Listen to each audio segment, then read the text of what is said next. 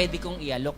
Then ito nga, eventually, lumabas tong Unified Products and Services. So, in-offer namin, sir, na franchise business. So, we pioneer the one-stop shop service in the Philippines. Paano kayo yung mga ordinaryong tao? Anong business yung pwede nating ilagay sa mga taong may cellphone? Lahat ng may cellphone ngayon, pwedeng mag-load.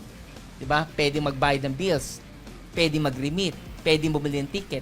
Lahat ng yon nilagay namin ngayon sa app.